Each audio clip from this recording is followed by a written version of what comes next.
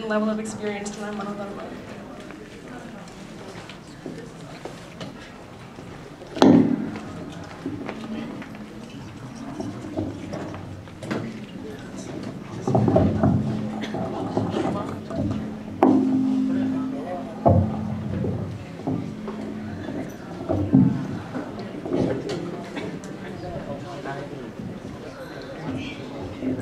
Namaskaram, Shri Gurubhyo Namaha. See, whatever I'm talking, I owe to my Guru.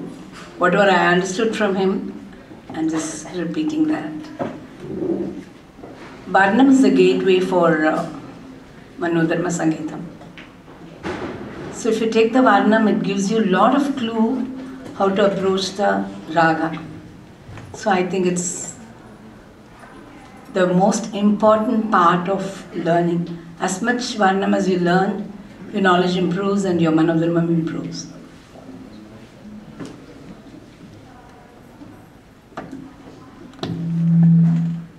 Gurubhyo Namaha. I would say knowing the swaras is very important to begin with, the swara jnanam, and once that is there, the next step would be to basically, if the student is able to create different patterns out of a given pattern, and basically build on the pattern. And if that is there, that is also very important, because those are the building blocks of how we should be doing Manodharma, be it Swara Kalpana or Raga Lapana. They should be able to take a phrase, like for example, Sari Saka. They should be able to build using this till Tarasthai Panchamam. And if it is a little more bigger, if the pattern Sari Saka Riga Rima Samaga Risa Rigama, they should be able to come up with the whole structure in different ragas without any effort. That's the basic thing I would basically see. That was how I was taught. So it's not my knowledge here, it is my Guru's. So that is very important. We can, if there is any student who can volunteer, we can try out on somebody. Namaskaram. I don't really know why I was put on the teacher's side of the panel. I'll start with that. Probably because Bhargav and Sanjit both played, and I am teaching, just started teaching, but I consider myself to be more of a student. I think we're all always students. So with that, with my limited experience of teaching, I'll try to answer this. So the question is when, right? I think there's no set answer for any. It depends on the individual, how the individual is picking up, how the individual is, learning. For some people, as soon as they do varnams, as Mami was saying, varnams give a lot into the ragam. So for some people, like after varnams, they can they understand the ragam. For some people, they need to learn 5-10 kritis in one ragam in order to be able to understand the ragam. So that's one. The other thing is lots of listening, like listening to various artists, different banis from, I think only if that happens can you even start teaching Manodharma, because a lot of it is self-absorbed. At least for me, it was a lot of listening. Someone will always guide you, but it's a lot of self-absorbing. So I'll leave it at that. Also, we'd like to ask what is the best way to teach Manodharma to fellow students? So would it involve a lot of listening to different banis, like Kamalakiran had said, or would it be to keep them in one style or bani and one path? So how would you encourage a child to start?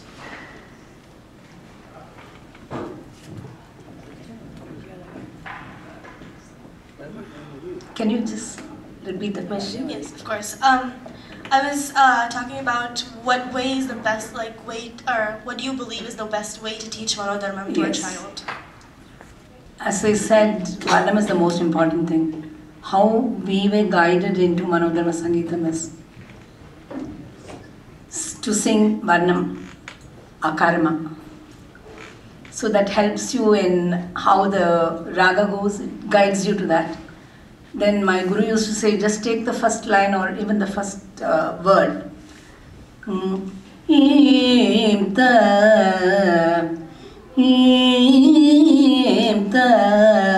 You go on building up on that, how differently, and there's no tala limit to it.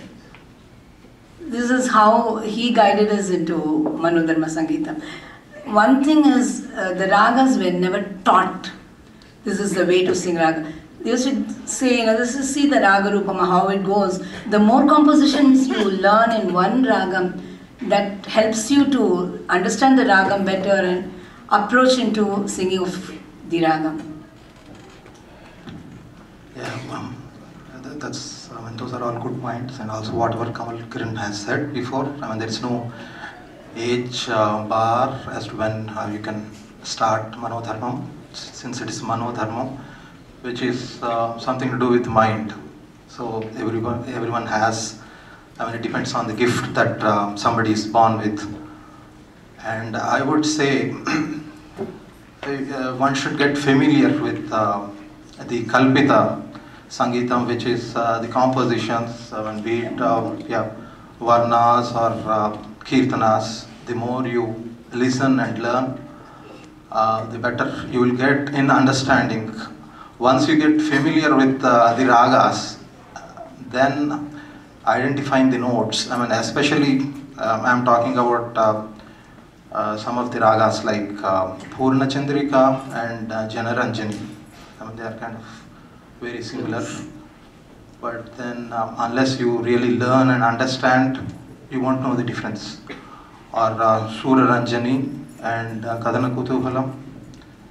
Sagabari Madata, Sarimadani Gabasa. So it's the same thing again. So Surati, Kedar Gaula, all these things, you'll have to basically know the building blocks. Again, I'm going back to Swaras, understanding, knowing the Swaras. I think like all of us, nobody was really taught Manodharmam.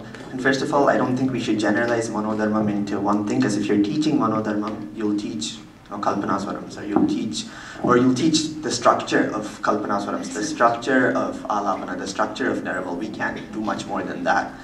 And there's a different way to do each one, I think. For Kalpanaswarams, I was started with Kalpanaswaram, so I tend to start with Kalpanaswaram too, just because starting with the Swaram gives, I think, like it's easier to start with the Swaram. You know what you're singing. It's not as abstract as Alapana or Naraval. So generally, that's how I or Appa start, teaching. And also start teaching with scalar ragas like Hamsadwani or Mohanam, not even Mohanam, Hamsadwani. It's hard to say what's a scalar raga, but easier starting with that than, starting with a ragam like, I don't know, Shankarabharnam or something, which has so much scope. And I think it really depends on how much you know and how much the student knows, and how you can figure out what's best for that student. Yeah, this brings up a very good point, what he has mentioned. Basically, he said we cannot be taught, Manodharmam. So, student, how much of Manodharma Sangeeta, like Ragalapanas or Swarakalpana, should he be listening to, or how much of Kalpita Sangeeta he should be listening to? Because if he is listening to somebody's Manodharmam too much, that is going to basically influence him, and then that will finally become his music. Yeah, which should not be. So.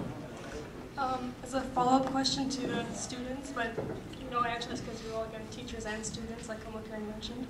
How did you learn Manodharmam or adapt your creative style? So as percussionists also, how did you adapt to play creatively and learn your own style?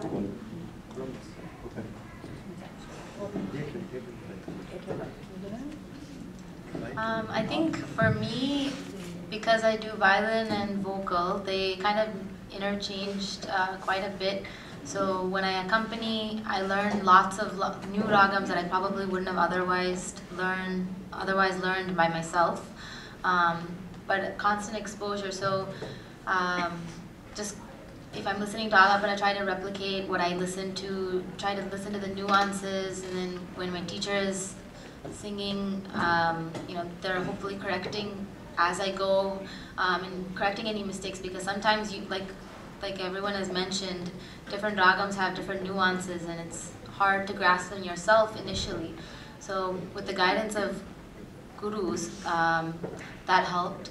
Then Kalpana Swaram, like I said, I think just constantly playing them, eventually you'll get to the point where you start to understand it, but it takes a long time. So I think that's why youth festivals are great, because you get an opportunity to kind of explore something on your own and then see how others do it, have a stage to guide you, and then get inspired by other people. And I think that's the biggest thing, is inspiration, having role models, or like your gurus or artists that you really like, to keep listening that way. I think for me, so for those of you who don't know, I'm both a vocalist and a mridangist. For vocal, I remember one day I just learned a kriti, Deva Deva and Maya Malagola, with my guru, Ushachar.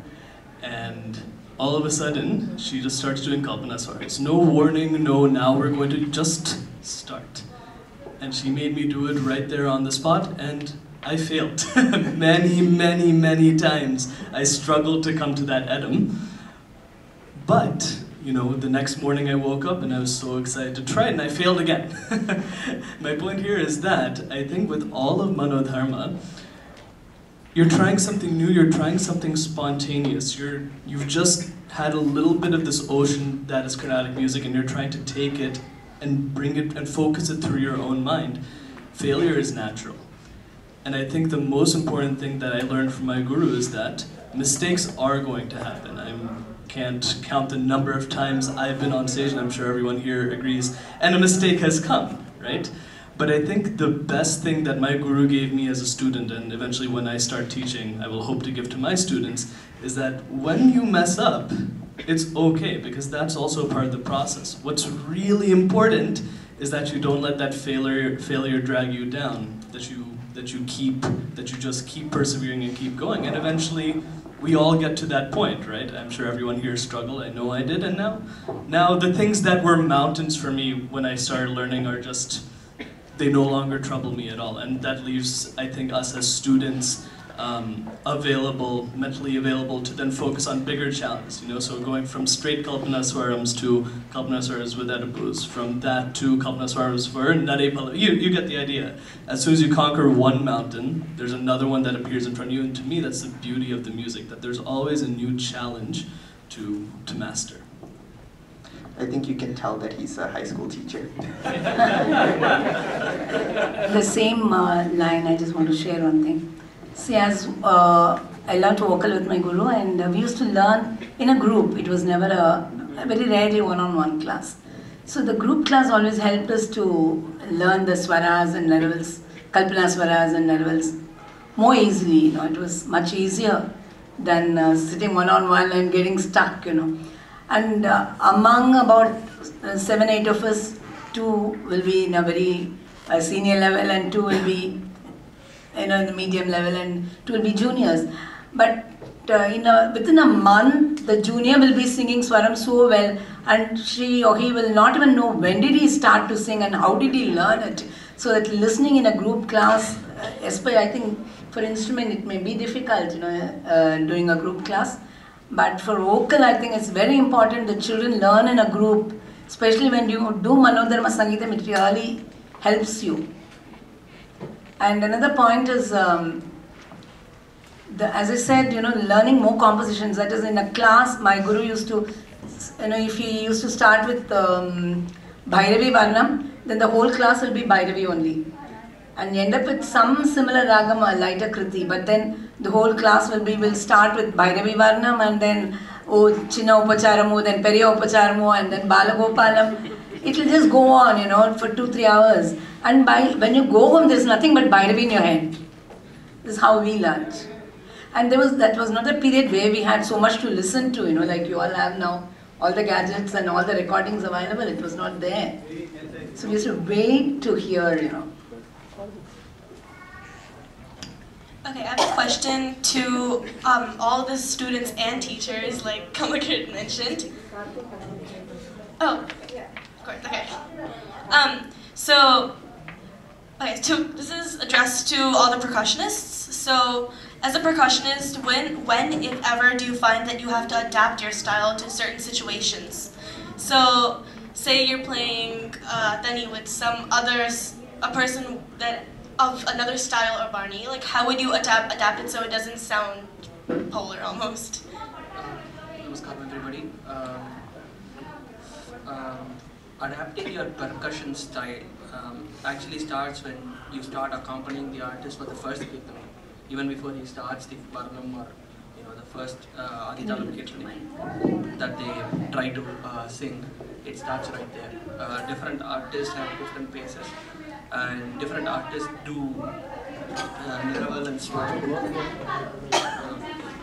Do the Niravals and the Swarams at different places. So, first song, you kind of try to identify what style the artist is trying to present on stage, and you try to ballpark on what school of style or school of singing they're trying to do.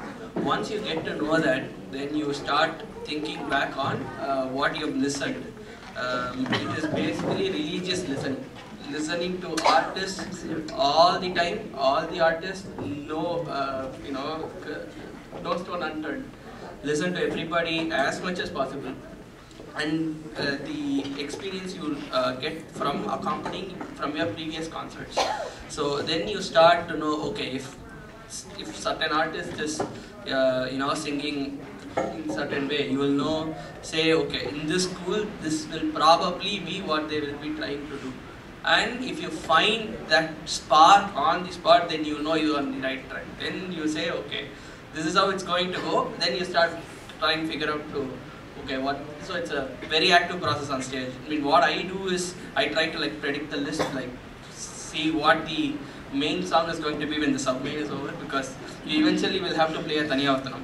So I start okay, this is the school and this is what they present. We'll be ballparking, if you see artists down there, all the people who have performed in the thing, they'll be trying to predict what the main song is going to be. First they'll be ballparking the raga, and they'll be in this raga, if it's going to be Seshopalnoma school, they'll be singing these songs. In Govindra school, these songs. So much you have to hear. You have to religiously listen to all concerts. And if you are playing for a school like Ravikumar sir or Seshopalnoma, where they actively sing Kanakku on stage, then you will know if their Kanakku will be, if they go like this, they will probably do, in Ravikumar sir school, they may do a seamless chorus. So you should be prepared for all those contingencies before you even get on stage. So it starts right away on a first note. I just want to add that this is not only for percussionists, it's the same thing for violinists, because we have to, hopefully when we're playing on stage, we're listening and trying to, even the same phrase, different schools will sing in different types of ways. Some people, even the same gamakam can sound different from school to school, from person to person. And as a violinist, even if it's the same gamakam, we are trying to blend with the vocalist or the Chitravina or whatever the main artist is. And so I think that's applicable to violin as well. And I think the key for that is, as an instrumentalist, you're trying to embellish your own style with the artist's style. So you want to do that in a seamless manner. It doesn't sound good if you're kind of in your own style and then the singer is in their own style or main artist is in their own style, because the kacheri doesn't seem cohesive. So it's a fine balance between executing what you can do, and then also even in your solo sections, if you're playing alapana, trying to mimic or embody some of what the main artist has done. I think one of the most, I fully agree with everything, and on that line I think as a mridangist, the most important thing that I can know, in addition to who the artist is, their school, all that, is knowing the songs as well. Being a vocalist and mridangist is like a bonus for me, because there are just certain sangatis that pop up in any, any school's rendition of a song. Chakni Raja is a great example, right? You will hear the same 12, 13 sangatis, maybe slightly different variations, but you get the idea. So I strongly encourage all mridangists, whether you know vocal, violin, whatever, even if you don't, you must listen and you must know these kritis as well as a vocalist knows them. You must know what sangatis are going to come when, and how they're going to be done, and how you should adjust your accompaniment to that. Because without that, it'll be very jarring. I agree with what you say, because I just want to share an incident. My guru was singing, and I don't want to mention the name, one of the mridangist was playing, and he wanted him to play very softly and for the music, for the song, but he was playing, Chatusha Natana. He got so upset, my guru. Said, "Nee Pataka Vashi na Pataka paad rahe hain." So this happens, if they don't, as you say, you listen to more compositions and different styles, then you understand where you have to play softly and how much they give bound to the composition. Yeah. Thank you. So we have many participants who are well versed in different Carnatic music fields. So if anyone would like to add anything to this discussion that we're having right now. Ask a question. From the audience. Yeah, from the audience.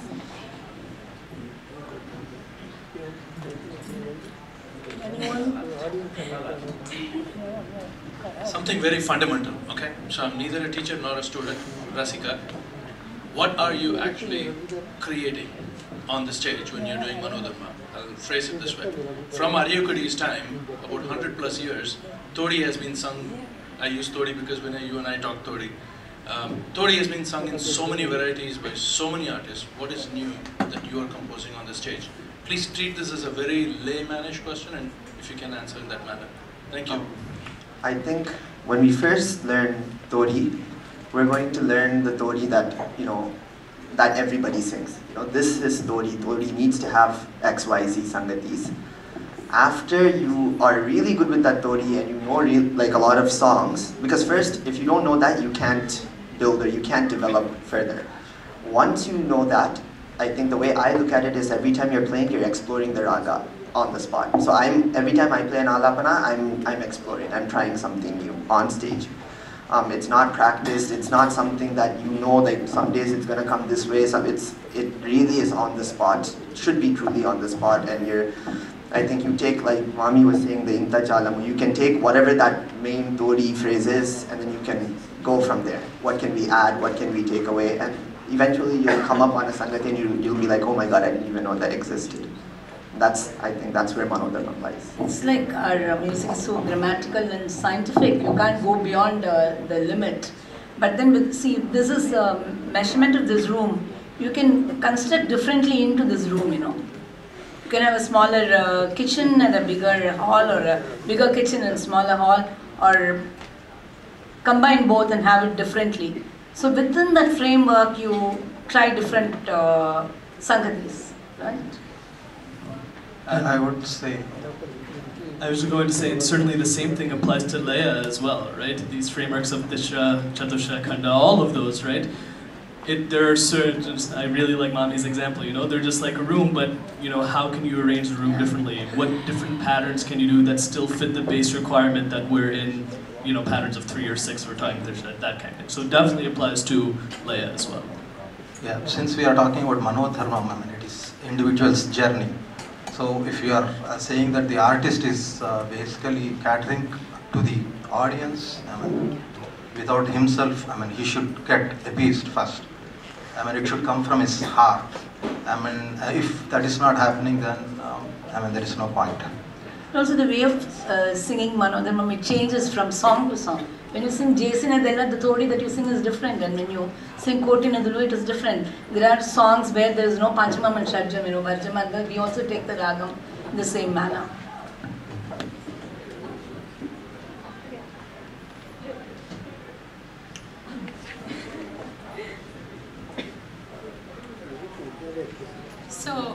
One of the points mentioned was that students should listen to a lot of concerts to improve their manodharmam.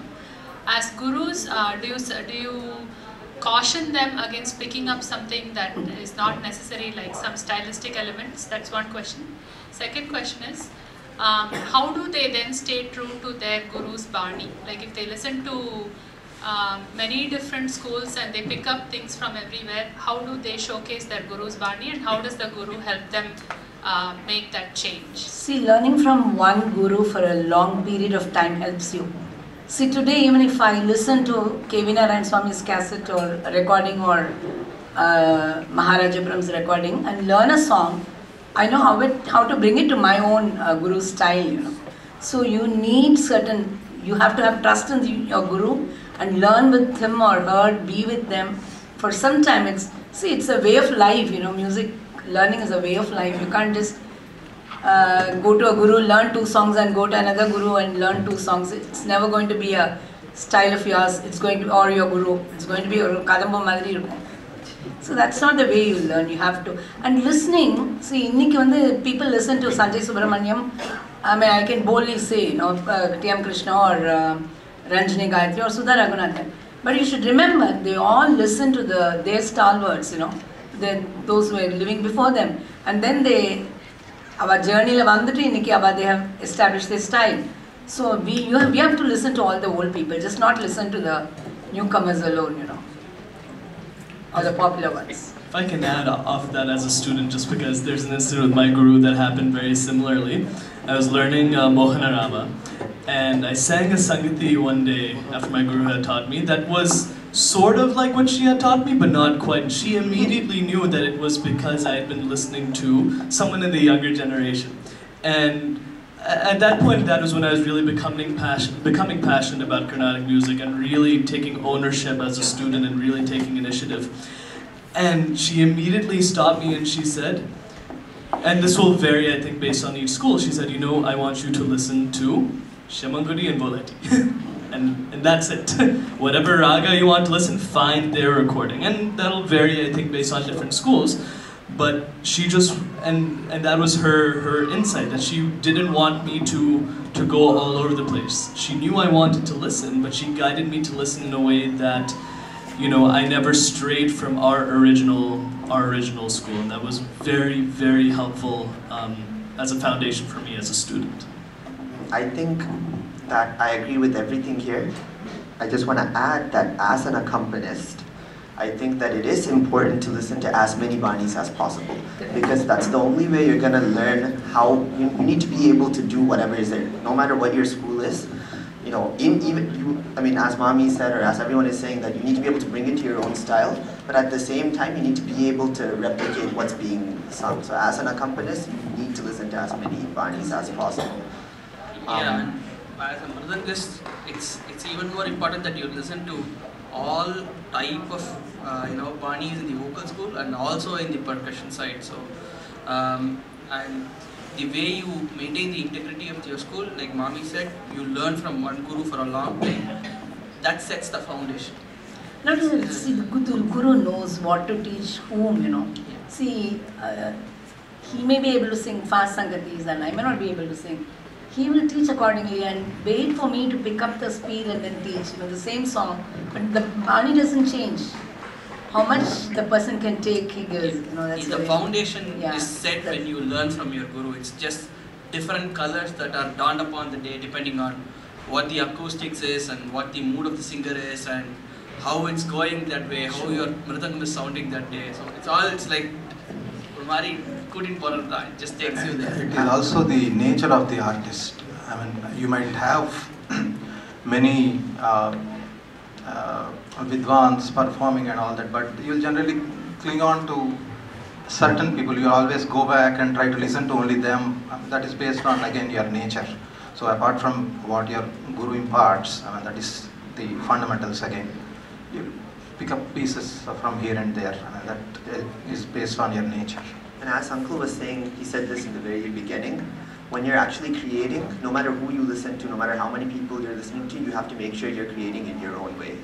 It's very easy to get stuck into, like, you know, Even you know, my guru says all the time to me, she's like, don't play exactly like I play, like make sure you have your own way of creating things. This question is to all the performers and the audience, and adding to your question, right? Is our current Carnatic platform giving enough space for Manodharma? I think it's more Kriti driven, right? We have a cookie cutter kind of a concert, and do artists get enough time to even explore and present things that they want to actually do in Manodharma? Sometimes, yes, I've seen some concerts where the artist has gone deep, but off late, I think it's more of a pattern.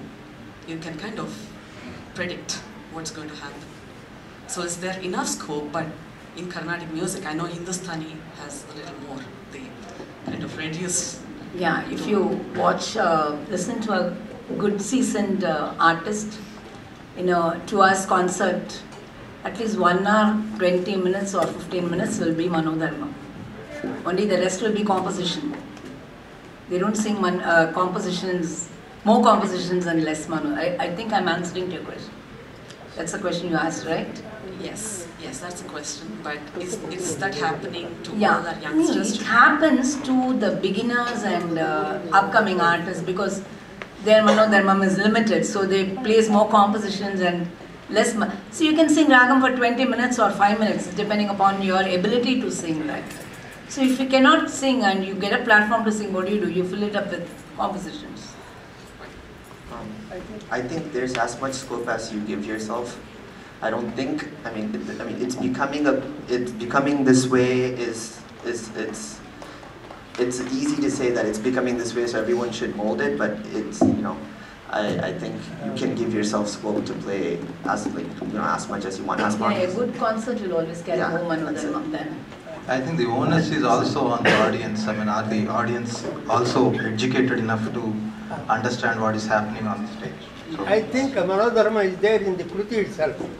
Because if you listen to Krutis sung by great artists like Balamurali Krishnatya, T.N. Seshagopalan, or for that matter any great Vidwan, the same Kruti is different. Within the same structure, they show something. That is what Manodharma is. That's what I think. Namaskar, Mami. I see 3 different generations of teachers. Yes, I concern. I know I hear a lot from Kamalakiran that the Kalpanaswaram should not be memorized. Okay. Absolutely. I completely sync up with that. My question, the reason why I'm asking this question is I'm also a layman. Why you should not memorize? Then it's not Kalpana. No, I understand. Let me no, because there is the reason why I'm asking it. I know that answer is, it's very difficult to enhance it, right? From because you are a very senior teacher, from the way how you learned, I want to share your experience with a lot of students here. So only one thing my guru used to say. Bharatanathil வந்து சரணத்துக்கு அப்புறம் வரிசையா ஸ்வரங்கள் வருது, சரண ஸ்வரங்கள், call it chitta swaram or whatever it is. So that sets the pattern how you sing the Kalpana Swaram. The first swaram is always, chinnada, konja gap vittu varum. The second swaram konjam kalandu varum, karve and the third swaram sarva laguva varum. And the fourth swaram is long with big karves and korve end agum. So that teaches you how to sing. So the best way is to practice a lot of Kalpana Swaras for Varnam. Varnathoda charanam eduthu paadi mudichittu marumadi adhe madri நம்ம different பாடி பார்க்கணும். That's very important. That's how my guru taught me. I believe in that. Thank you. Srikanth, your experience. Yeah, as an accompanist, we should not even think about that. we don't have that option. So, yeah, as a vocalist, yes, you can do that. But if you are accompanying somebody, there is no option. So you'll have to basically create. The side of things can get interesting because what might usually happen when you start playing Taniyavarthanams, if it's a Rendukalai Taniyavarthanam that is given to you, sticking to one template and just changing korves there, it doesn't work. Because one, the tempo might be different. Like the Raghuvarananu we played today could be like completely different when it's on a different stage with a different artist. I cannot have a Tatin Dinna template with one Korvai, one Madhyama Kal template with Tishara Nadai and finishing with Mora Korvai. The template cannot stay true to the song, to the artist, to the concert itself. So your Taniyavataram should start evolving with the artist, and it's like done on stage. But it takes time to get there. So for that you need to listen to it. Finally, to you, Kamalakiran. Tell the kids why they should not memorize. What are the limitations? Thank you. What can I say that hasn't really been said? I guess it's easy to I guess the trend is, and I don't know if this is accurate where and all, but there are many people who, will think, or there's different things work for different people. I do know of some teachers who will be like, okay, this is a 3-minute Kalyani Alapana, this is how a 3-minute Kalyani Alapana goes, so just, listen to this and then, try to build from that. It might work for some people. I personally wouldn't work for me, because I think what then happens is the student gets dependent on that 3-minute template, or the students will get dependent on, okay, every time end, with 3 5s or 1 5. I think the more, like he was saying, it's a lot of trial and error. There is going to be, the more it's monodharmam, there's going to be so much when it's not going to come, but once it clicks, it's going to stay. The beginning stage when the teacher sings Kalpana Swaram and the student repeats, and it goes on for a few classes, knowingly or unknowingly the children imbibe it, and the same thing comes on the stage, I think eventually, even if you're not memorizing swarams, when you keep singing, you will form a style of, and it comes out the same on the stage. Yeah, and you'll have certain things that you go to, but if in a concert, if you're singing memorized swarams, then you won't feel the music.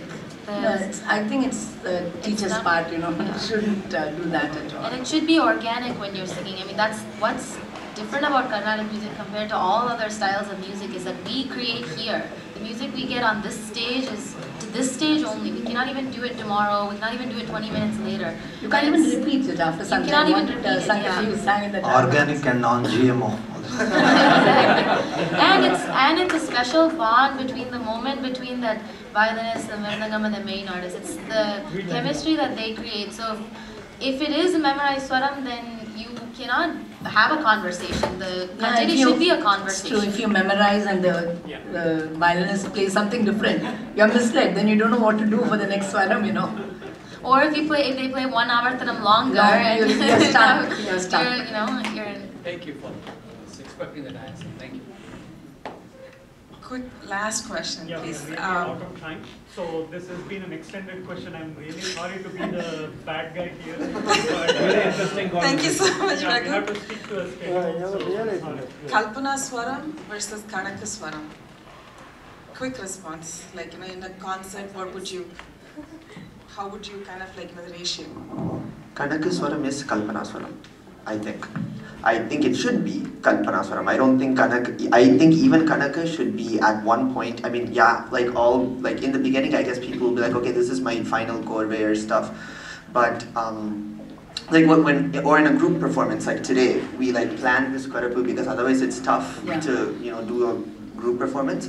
But at one point, I think Kanaka Swaram is also something that comes on the spot. It should be, if you do enough.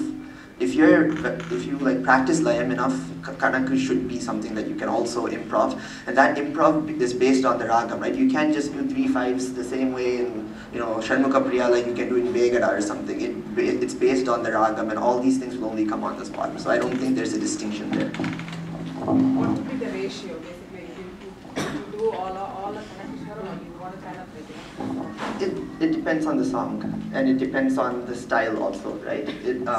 Some Banis are very Kanaka heavy, some Banis are also Sarvalagu heavy, but at the same time, it depends on the song. Some Yadams if Moonutali, Manasuna, I mean that sets itself up, if you're doing that, you're gonna do some Purutams, it's given in the song.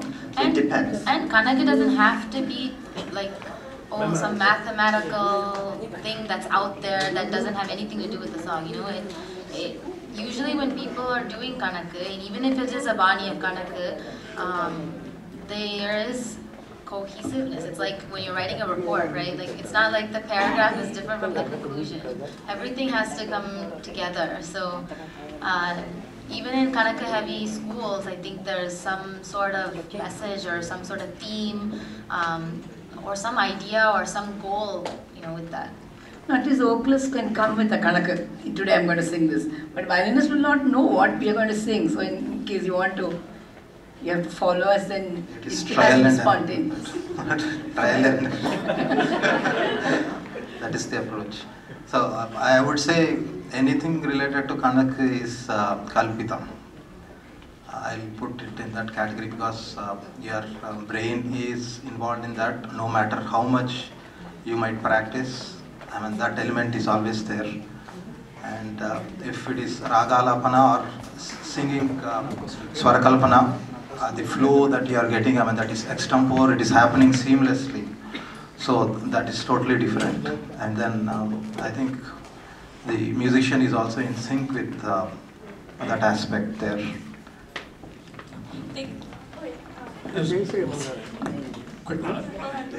I think that I agree with everything, and I think that Kanaka shouldn't be disruptive. I think of it both as a vocalist and as a mridangist, right? If I want to do, a Kanaka Sarvalagu, where I'm playing on the offbeats, right? Well, if the vocalist is doing something that's, more Sarvalagu, I shouldn't do that, right? It's about having the presence of mind and the judgment to know when to do it, how much to do it, how I'm going to do it. And I think that's something that we see the advanced musicians do a really good job of putting the Kanaka in there in a way that still goes with the overall bhava of whatever they're singing or playing. Because if the bhava is lost, anyone can do 3 5s in Mishram, right? But if the bhava is lost, then to me at least, and to my guru, then what's the point is sort of what comes then. Thank you so much to all our panelists.